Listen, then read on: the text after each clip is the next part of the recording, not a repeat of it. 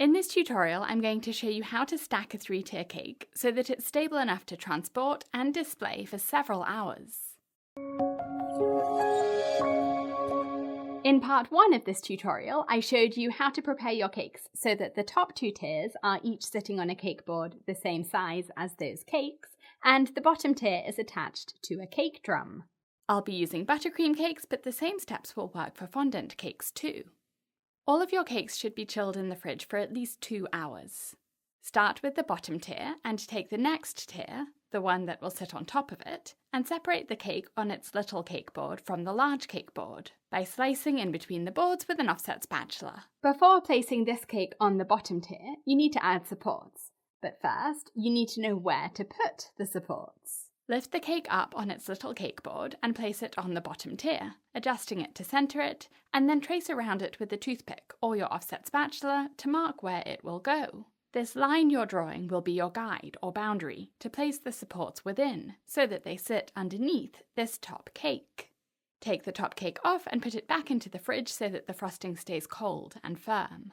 Now you'll need some supports. I love boba straws because they're wide and thick and strong, but also easy to cut. They need to go within the line you drew, and for cakes 8 inches or larger, I start with 1 straw in the middle. Push it down until you feel it hit the cake board, and then pinch it level with the top of the cake. Pull it up and cut where you pinched it. Now it's exactly the same height as the cake. Use this piece to measure the rest of the straws, cutting them to be the same height. I'll show you how to calculate how many straw supports you need for each size of cake in a moment. Poke your first straw back into the first hole, and then place the next one halfway between that first straw and the circle you drew around the top cake.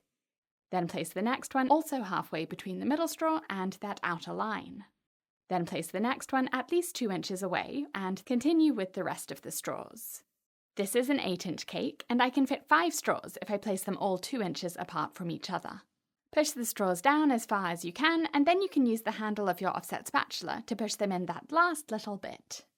I mentioned in part 1 of this tutorial that you should save the leftovers of every colour of frosting you use, and here's one use for it. Spread some onto the top of the cake within the circle you drew to act as glue to attach the next tier of cake, which will stop it from sliding around when you move the cake. Take your next cake out of the fridge and place it, still on its cake board, onto the bottom tier, and press it down to attach it to the frosting you just spread.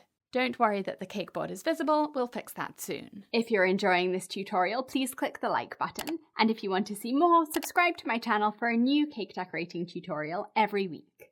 Now this cake needs supports, so that it can hold up the next cake. Place the next cake on top, center it, trace around it, and then put the top cake back in the fridge. Keeping it cold is important so that the frosting stays firm, even when you touch it as you're stacking it. My top tier is a 4-inch cake, and for the support straws to be 2 inches apart from each other, you can only fit 3 or 4 straws into the cake below it, this 6-inch cake. Follow the same steps to measure and cut and arrange your straw supports. Spread a little bit of leftover frosting to cover the straws, keeping it within the circle you drew so that the next cake will hide this extra frosting. Then place the next cake on top, centering it and pushing down to secure it to the frosting you spread on. The joins between each tier don't look very nice yet. You can see the cake boards and it looks unfinished. Easy to fix.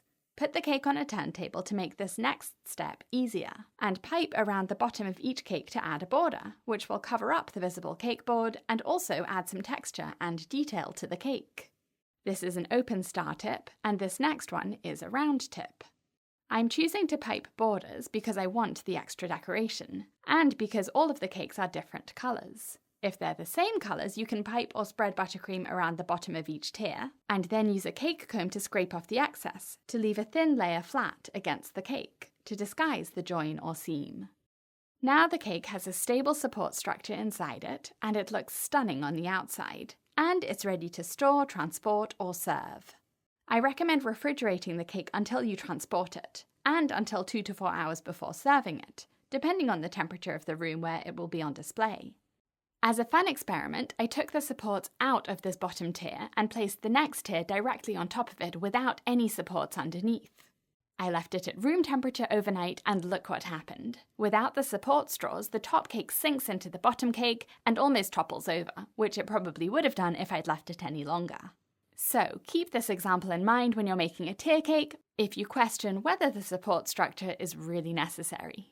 I hope this tutorial has been useful. Ask me any questions in the comments and visit my cake school on britishgirlbakes.com to learn hundreds of cake decorating techniques and designs. Thanks for watching.